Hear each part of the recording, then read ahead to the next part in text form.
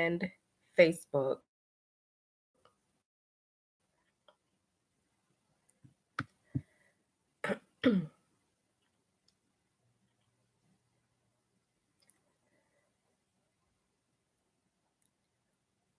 Okay, so I'm gonna wait like another minute just in case anybody else wants to join. And then I'll just get to the topics. So I wanted to do a question and answer session just so that anybody that's new, we have about 500 people in the day-to-day social work group that's on Facebook. So I wanted to give anybody that's new a chance to come on and ask questions. And what I'm actually going to do on Facebook is end the live and then start it again, because it's just going to be 5 minutes of me setting up on YouTube. So I'm going to end this live and then I'm going to come right back on and start it again, because I'm going to save this live video once I'm done. So I'm going to click off this live link on Facebook and start it over, so that when I save it to the channel, it won't be the 5 minutes that I've been sitting on here waiting for people to join. So I see that there are 2 people watching right now. I'm going to end this live and then start another session in case people want to start coming in. And I'm also live on YouTube right now. Okay.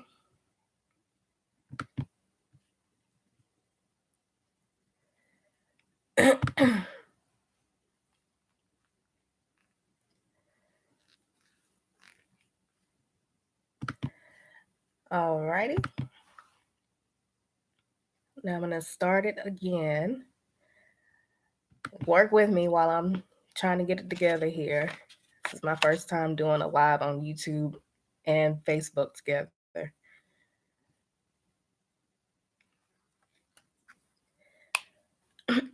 I'm sorry for the people on YouTube that I didn't give a heads up that I was doing this live. I know they have a community on YouTube now that kind of is like a place where you can, kind of like on Facebook, but I did put it on Facebook earlier today. So I'm sorry I didn't give y'all a heads up. But if you're in the Facebook group, then you probably, you may have seen the message earlier. Okay, so I'm gonna be switching back and forth from YouTube to Facebook just to check and see if anybody has any questions. So I see Victoria and Dele on, and hopefully I pronounced that correctly, on YouTube. And right now on Facebook, I don't have anybody in yet. So I'm gonna go ahead and get started though, because I'm going to save these in case anybody wants to watch them later. And I don't want it to be just me sitting here just talking about nothing. So I do have a cold or something going on. That's why I'm sitting in bed and that's why I sound this way. But so I wanted to come and just do a question and answer, since this is a new year and I'm trying to look at some new things. I've been working on some new content that focuses more on the LISW or LCSW, depending on where you are, what state you're in.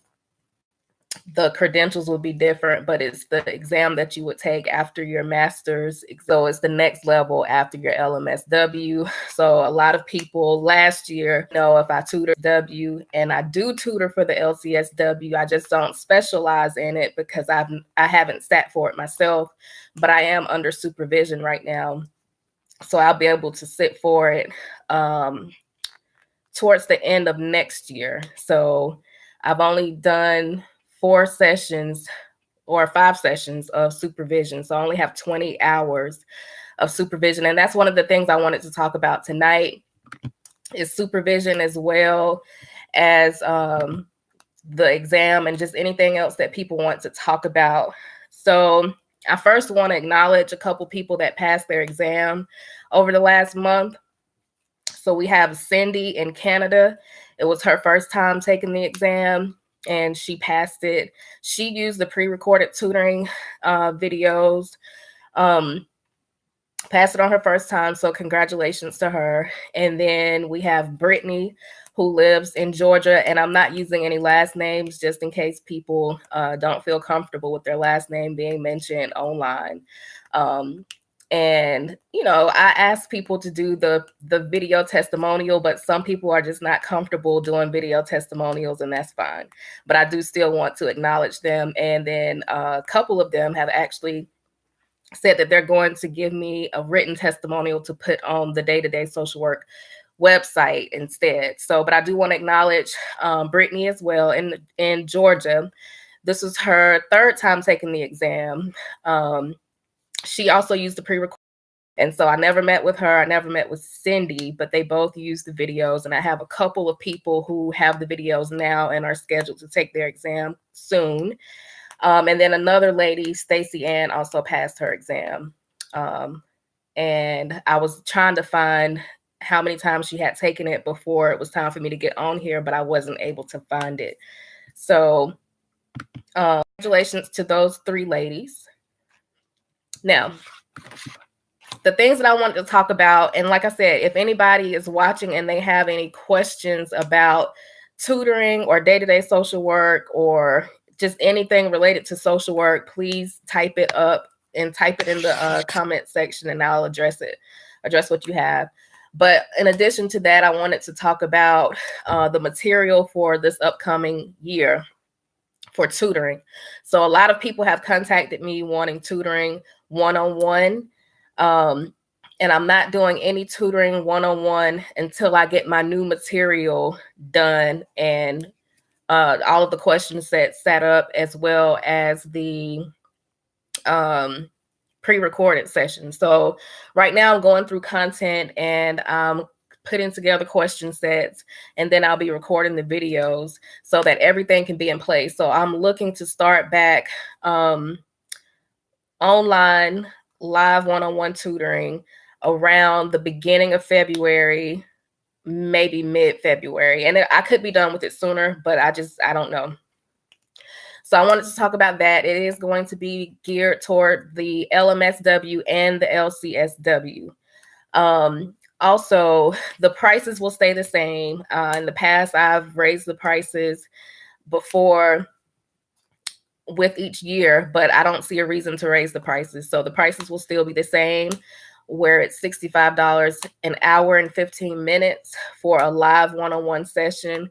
And then the pre-recorded sessions, the series, is $250, which will include at least 10 videos, 5 sessions. But I am in the process of adding to that. And once I add these new question sets and the new videos to the pre-recorded sessions, I'm not going to raise the price on that either. I'm just going to add to what I already have.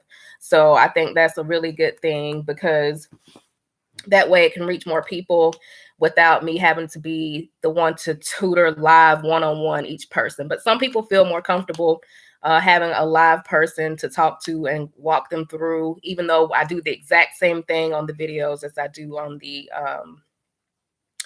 live session. But some people just like to have me available to ask questions. But that's going to be something that I'm going to add to the pre-recorded sessions this coming year, and all the prices will stay the same. And of course, I'll have specials throughout the year. Now, another thing I wanted to talk about is supervision. So I started my supervision in, I believe it was August last year. And so depending on your state, I have an LMSW, and I have to sit for the LCSW or the LISWCP in South Carolina after I complete the mandatory 100 hours of supervision. I feel more comfortable with that.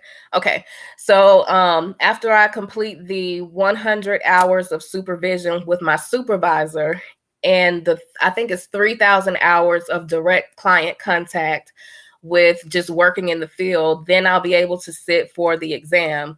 So right now I only have 20 hours completed of my 100 hours.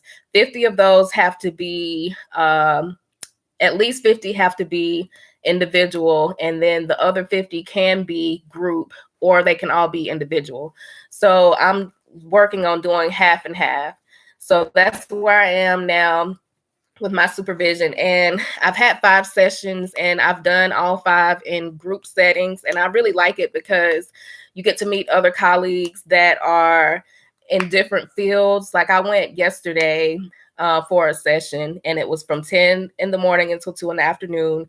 And we had a hospice social worker, myself, and another social worker that works in the mental health field. So it was the three of us in the group, and it was really helpful for me because I got to see, you know, what they do aside from what I do, which is medical social work. So the way that my supervision is set up is kind of like free flowing. So you can bring whatever you want to discuss to the session, or you can just talk about whatever. And so we really just talk about whatever. I do take sessions I take cases from my work week or my work month, because I only meet once a month with my supervisor, so far once a month. And we talk about those cases that are kind of difficult. For instance, when your patient is kind of attached to you and you've completed the treatment plan or the plan of care, and they don't know how to let go, or they don't want to let go, and how to deal with that kind of thing, or how to deal with a teenager that's suicidal, and all those kind of things. But we really just, like yesterday, we talked about the R. Kelly case, and how he was a victim of, allegedly, he was a victim of sexual abuse as a child, and how he then abused all these ladies allegedly, and that kind of thing. And so we kind of talked about childhood trauma and how trauma affects you in your adulthood and that kind of thing. So we really just throw all kinds of things out there. We talked about that. We talked about the LGBTQ community. We talked about just a whole lot of stuff, you know, the correct terminology to use with patients. We talked about losing a patient. The guy that was there, he works for hospice, and he talked about dealing with death. So those are the kind of things that we talk about. For me, I never wanted to be a therapist until I started this job at the hospital, and I work with teenagers mostly that have type 1 diabetes. So I really feel like I can be impactful as a therapist. So now I'm trying to get my mind into the mindset of being a therapist versus a case manager. And so that is difficult for me because all I've ever done as a social worker is case management. So I'm trying to train my mind to be more clinical. So my supervisor suggested a book to me, and it's called Letters to a Young Therapist. And I'm going to type that here so y'all can see it. Because I asked him, you know, what is a good book to read or to have to kind of go over not all of, but, you know, a lot of the treatment models and therapies and that kind of thing. So Letters to a Young Therapist. And I haven't started reading that one yet because I have to order it. And I'm going to type that here. And that is by Mary Pipher. Spell it on here for you. But I am planning on reading that. I did find another book, though, and it's called The Gift of Therapy. Let's see here. And that's by Irvin Yalom. I started listening to that a couple days ago on the audiobook, and that's the book that we're reading for supervision, or that I'm reading for supervision. And I was listening to it as I was working out, but I felt like I needed to stop it because there was a lot of information that was given that I felt like I needed to take notes on. So I stopped it, and I'm not going to listen to it until I can actually sit down and take notes, because I want to be a therapist and I want to be really good at what I do. So I wanted to not just listen to it, but take notes. So those are two good books in case anybody is sitting for supervision or thinking about being a therapist. And I'll put that in the thing too, so y'all can see who wrote it. Let's see, The Gift of Therapy. And that's by Irvin Yalom. So those are 2 books for anybody who's interested in learning more about therapy and trying to get your mind, to thinking how a therapist would think. I won't say should think. Another thing we talked about was Talkspace. So I think that, and you may have heard of it before, but I think that in order to be a therapist with Talkspace, you have to be licensed as an independent social worker or a clinical social worker. And correct me if I'm wrong, if anybody knows. But we talked about Talkspace, and that's basically online therapy and over the phone and texting therapy. Now, me personally, I don't think that I would want to be a therapist via text because you could I text some of my patients now for hours, and that's because they don't have a lot of minutes on their cell phones, because I work with elderly sometimes, and so they prefer to one of them in particular prefers to text, and I text with her for all throughout the day, and I just don't think that that's very effective. So for me, I wouldn't feel comfortable being a therapist that texts with my clients. Online, of course, I would be comfortable with, because that's just like doing this now. And then over the phone, I think I could do that, but I'm not sure that I would want to do that as a primary means of communication, because of course we know that body language and basically body language is very important to see how people react when you ask them certain questions or you bring up certain topics. The eye contact, posture, and all of that kind of stuff is very important. So Talkspace, you can, and I looked up Talkspace yesterday, and I think it's just talkspace.com, where you can go on there and kind of see what jobs they have. So if anybody is already licensed, or if you're thinking about becoming licensed and you want to do that as a part-time or maybe even a full-time position, then that's something that we talked about that I thought was good to kind of bring up and talk with you all about. And let me just check and see if anybody has any questions or anything. Nope. Okay. Let's see what else. Oh, so there were 2 trainings that we talked about. So again, in my quest to become more therapy oriented, I am looking for trainings and different kinds of things to kind of get my mind to thinking as a therapist as opposed to a case manager. And the reason I never wanted to do therapy is because I feel like some therapists are too by the book, and I don't ever want to be that therapist. Like, I went to a therapy session before. I've gone to therapy twice because of all the stuff that happened when I was a child between me and my dad. And it wasn't anything too horrendous. Like, he wasn't physically or sexually abusive, but he was very mentally and emotionally abusive. And so I thought it was cool. Like, a lot of people shy away from counseling because of the stigma, but for me, I thought it would be neat to go and lie on somebody's couch and have somebody to talk to. So I went to therapy the first time in undergrad, and I was a freshman, and I never went back, not for any particular reason. I just never went back. And I really can't remember why, but I think I just became too involved on campus and just never went back. So about 3 years ago, or maybe 4 years ago now, since it's 2019, but I went to therapy again because there were some things going on in my life with my family, and it was overwhelming, and it was kind of like a crisis situation, and it was just a whole lot. So I went to see a therapist then, and the lady, she just rubbed me the wrong way. Like, she was very by the book.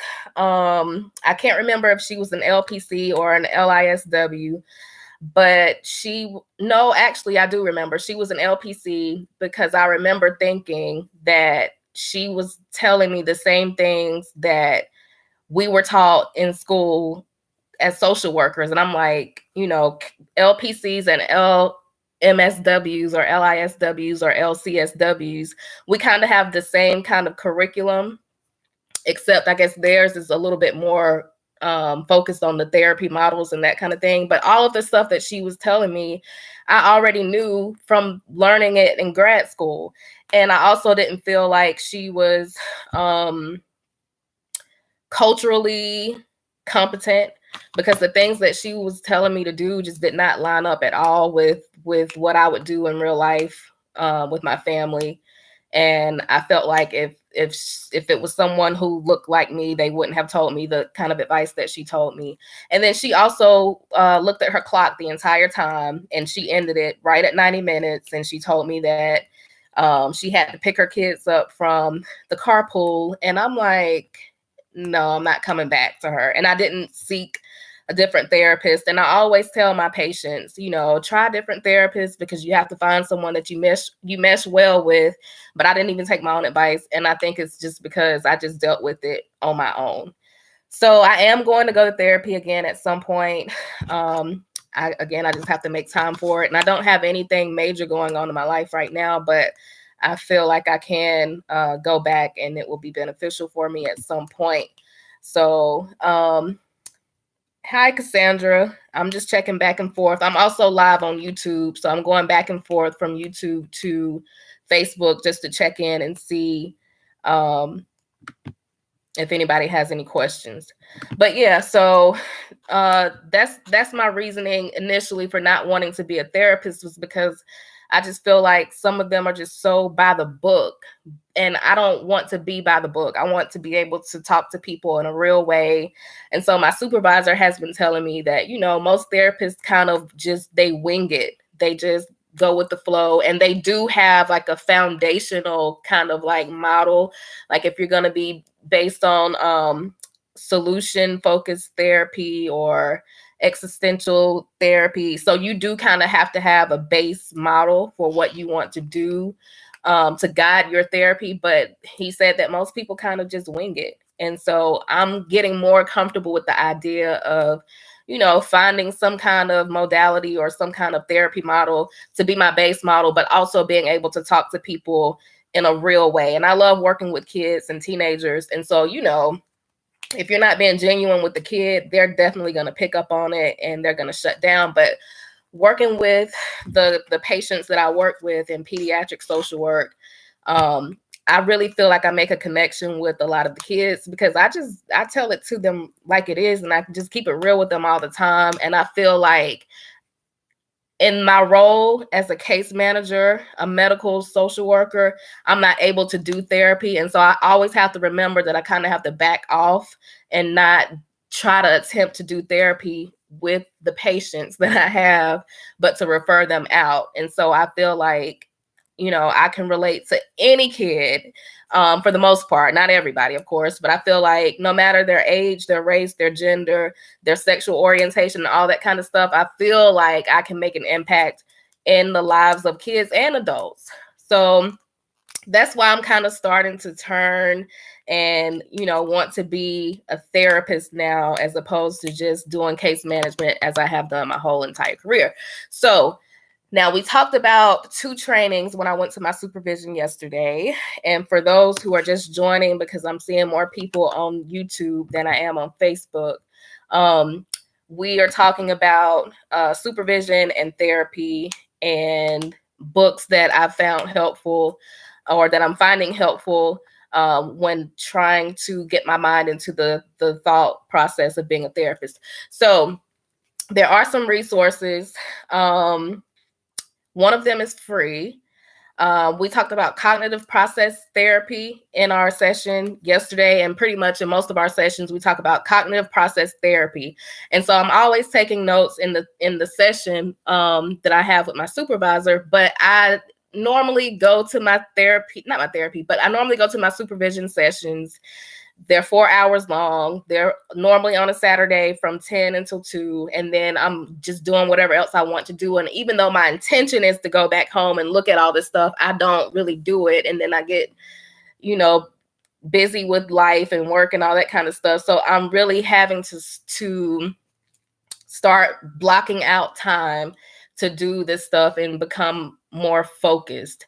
So we talked about cognitive process therapy. I don't really know exactly what that is yet, and I'm working on getting to it to figure it out. But my supervisor did give us a resource where you can go and get the training online for free through MUSC, and MUSC is the Medical University of South Carolina, which is in Charleston, South Carolina, for those of you who are not in this state or not familiar with that school. So I'm going to put the link to that here. Let's see. And you can go to it and check it out. And again, that CPT is cognitive process therapy. You check that out if it's something that you are interested in. And again, I'm not exactly sure. We talk about it, but I'm not exactly sure how to explain it to you all. So I'll just leave it up to you to go and do your own research. And then another one that's also offered through MUSC is TF-CBT, which is trauma-focused cognitive behavioral therapy. Now, I did complete that training before, and these are both online. The first one, the cognitive process therapy, is free. The TF-CBT therapy, I'm not sure if that's free anymore. I don't think it is, but I've done that one before when it was free, and that was back in like 2013 or so. Nicole says, yes, I have taken the training online for school. It's good. Helps with those who have experienced trauma, and really good for vets. Okay, Nicole, which one are you talking about? The cognitive process or the TF-CBT? tfcbt.musc.edu, and that's for the trauma CPT. Okay, cool. Where are you from, Nicole? What state? Trauma focused cognitive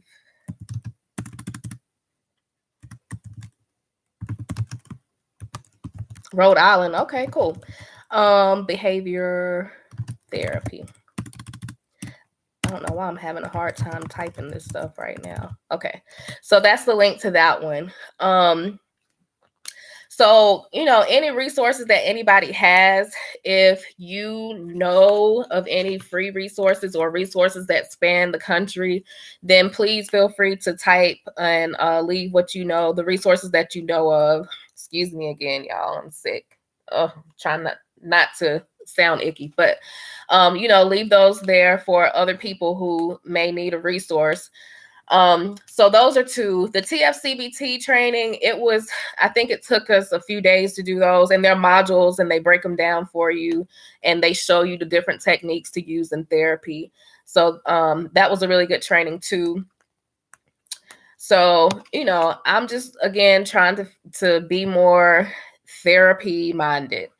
Let's see, another resource that our our supervisor gave us in the session yesterday was Udemy. And we talk about this one all the time, not just yesterday, but it's an app that you can download, and they offer different courses that you normally have to pay for. And and it's about all these different therapy models and professional development and all that kind of stuff. So I'm putting that also there for you all to see. And for those of you who may be on Facebook, yes, Adrian, I'm also going to put that information on Facebook as well before I end the video. So let's see what else. So I'm going to try to do these live videos at least once a week, just to talk about whatever related to social work, in addition to the exam and to the social work material for the exam. Just because, again, day-to-day social work is primarily for helping you prepare for the LMSW and the LBSW and the LISW, CP or AP, and the LCSW, or whatever the letters are in your state. But I also want it to be more than just that, because as a social worker, and I've tutored people in several states across the country over the last 3, almost 4 years that I've had day-to-day social work. I think it's important for us to share resources and to communicate and network. So if you've seen the videos on the YouTube channel, you've seen a lot of videos dealing directly with the exam, but then you've also seen some videos just dealing with student loan forgiveness or how to negotiate your salary, and, you know, just different things that also deal with social work outside of just preparing for the exam. So I'm able to sit for the LISW.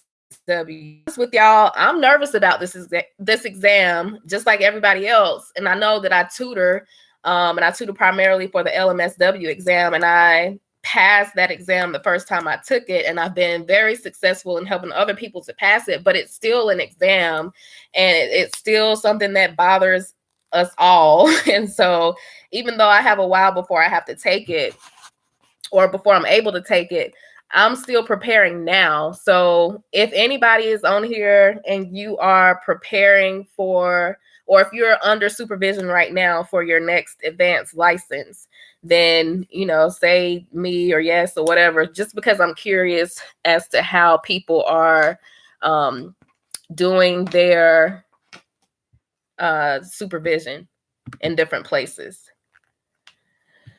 Let's see what else. Oh, looks like that's the end of my list.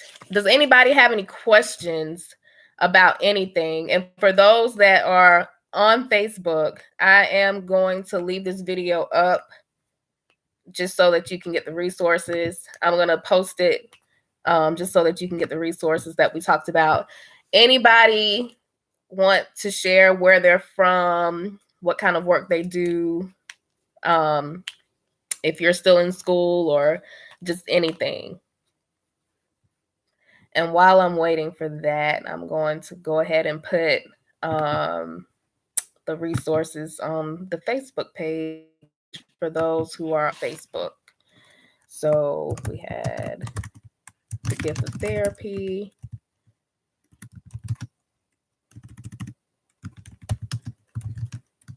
And for anybody that's curious, because like I said, most people are looking on YouTube as opposed to Facebook right now.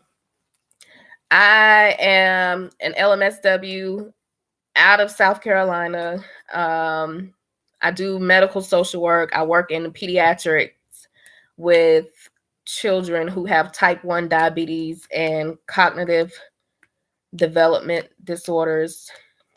And I've been doing that for about 2 years. Before that, I worked at a police department for 2 years as a victim advocate. And before that, I worked in transitional housing with families that were homeless for about 4 years while I was going to grad school. And before that, I worked at a domestic violence shelter as an HPRP housing coordinator for about 6 months. That was my first job in social work. Okay, Adrian, did you go to USC? And right now I'm located in the upstate of South Carolina.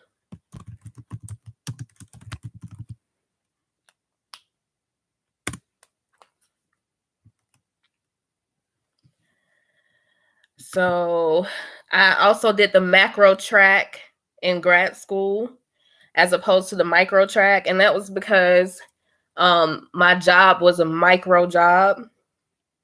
And someone advised me that it might be better for me to go the macro track because I would be learning the micro stuff at my job, and that it would be good to have some knowledge of macro social work as well. And I think that it was good that I took heed to that advice. So Nicole is, she says that she finished her MSW in December and is planning to take the LCSW by the end of March. I work in a hospital setting, currently a program manager for the family visiting. Okay, so where you live in Rhode Island, is the LCSW equivalent to the LMSW here in South Carolina? And if so, what is your next level of licensure after that?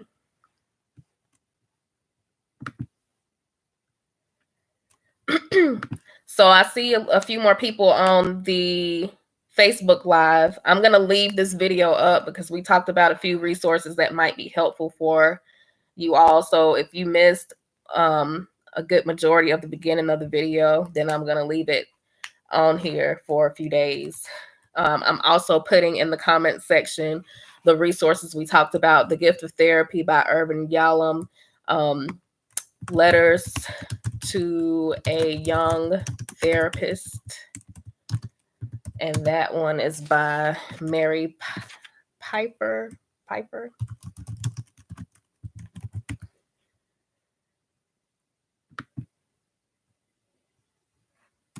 So I want day-to-day social work to be a lot more interactive, and not just focused on the exam, but still primarily focused on the exam. And then we have the TF-CBT.musc.edu and the CPT.musc.edu. And those are trainings that might be helpful for you if you are interested in doing therapy. Yes, the next level is LICSW after 30,000 hours of supervision. Okay, so you're taking the equivalent of the LMSW here. Okay, so like I said, there are tons and tons of videos on the YouTube channel that can help you prepare for the exam. I tutored a lady in Rhode Island when I very first started, and I don't know what happened to her. She was a mom of like 3 children, and she wanted to meet like twice a week, and then she kind of just fell off. So that just made me think about her, and I just wonder, what happened with her. Okay, so I'm going to wait for like another 2 minutes or so to see if anybody else has any questions before I end the session. And I hope that, like I said, I want to do this once a week and just talk with people about everything related to the exam. So please check out, related to the exam and related to social work. So please check out the YouTube channel, Day-to-Day Social Work, if you haven't already, for those of you who are on Facebook. And for those of you who are on Facebook and aren't aware of the, oh wait, I think I'm saying that backwards. For those of you who are on YouTube and aren't aware of the Facebook page, it's Day-to-Day Social Work on the Facebook page as well.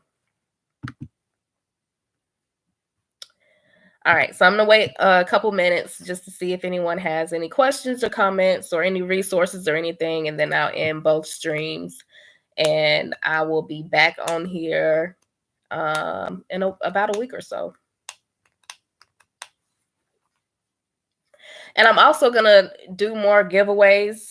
I know last month I did a giveaway because I wanted to pay it forward. Someone paid my internet bill when I went to pay it, and I found out that the balance was at 0. So somebody, I guess it was somebody that just decided to pay some people's internet bills due to the holiday season is my only thing that I could come up with. And so I was like, okay, I need to pay it forward. And I had 2 people that I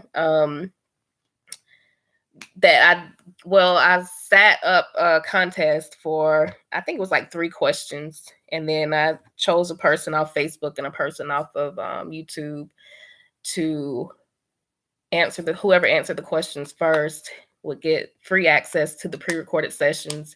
Now, the pre-recorded sessions, again, they are very helpful. They're identical to the live one-on-one sessions. I really made them for people who may have failed the exam by 10 points or less, but they have proven to be helpful for anybody, including people who hadn't even taken the exam at all yet. So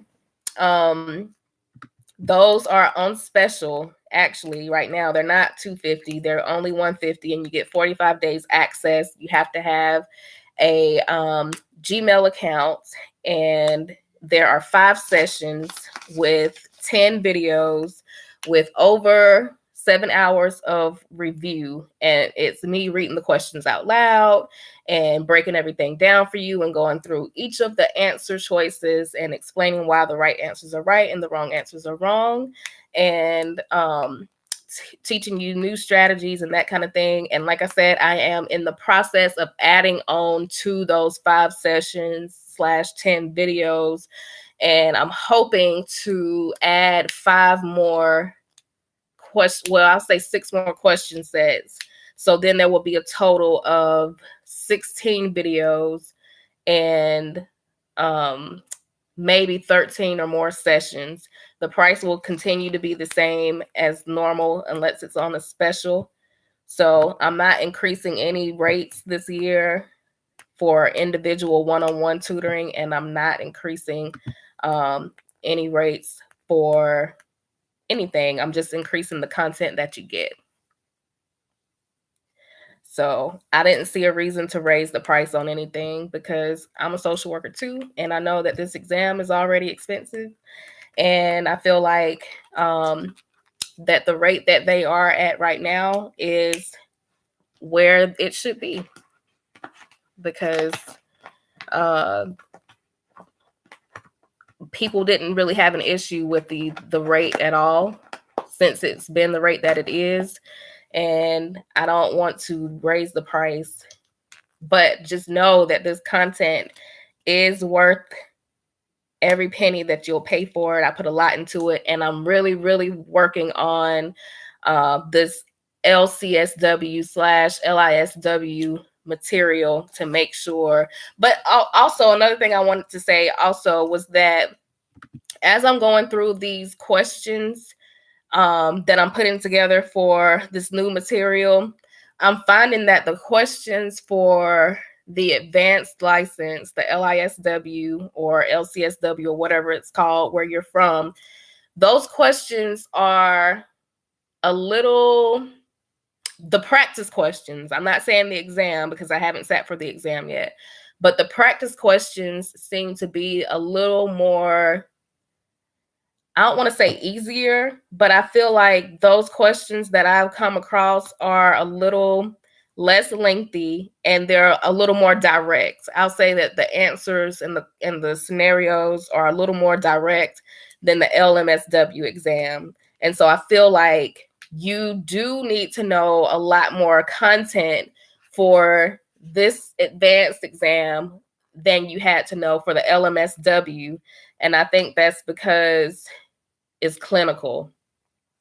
So when I made the LMSW material, and as I'm teaching the LMSW strategies, I think that knowing the strategies is very important for the LMSW exam. And I think it will probably be important for the LISW exam as well. But I think that the content is a lot more important for the LISW as opposed to the LMSW. That's the kind of vibe that I'm getting from the questions that I go through. And again, I don't make the questions up because I don't feel that I'm competent to make up questions. So I buy them or get them from some other reputable resource, same place that anybody else could get them. And I go through them and pull out. I don't pull out the easy ones, like the recalls. You might have a recall here or there because sometimes people don't do well on recall questions. And I think that's because they don't study the content. So I do put some recall questions in there just so that you can realize, hey, I do need to study the content. But I'll go through all of this stuff. I mean, I have this of stuff that I've printed out and made copies of, and I'm going through all of this stuff. And that's why I'm not doing any live tutoring, because I'm trying to make sure that I give you quality content and make sure that if there's anything that I need to brush up on or that I'm not familiar with, that I have the time to do that so that I can give you quality information. Okay. So, all right. I'm going to get off here and go and eat some ice cream or something and drink some Theraflu because I'm still sick. So anybody have any questions, you can always email me. My email is missashharp@gmail.com. And I know that's a crazy name, but when I first started this, I needed a separate Gmail account, and I didn't expect for this to turn into something this big. So I just made up something because I'm just used to having my regular Gmail account. So I just made up something. But That's that Gmail address. Also, you can go to the website. It's daytodaysocialwork.wix.com/my-site. And it's all over all of the videos in the description box. And then also you can send me a message on Facebook. You can send me a message here on YouTube. And I think that's it. So as I'm going through work and as I'm going through supervision, I'm going to always constantly be thinking of stuff that I can come back and bring back to you all. So hopefully I'll find a day in the week. And I'm guessing it may be like a Friday night where I can come on here and do lives like this and just talk about resources and stuff and difficult cases and that kind of stuff. So for anybody who plans to come to the next session, I really want to talk about grief and how you deal with grief. And that was another thing we talked about in our supervision yesterday, was because I used to be a victim advocate and we were called to the scenes of deaths and expected to be the person to console people. And I'm just not great at that at all. So I think that's going to be one of the main topics the next time I do a live. So I'm done talking. Let me go and eat ice cream and apple pie and engage in self-care. And until next time, I'll see y'all later.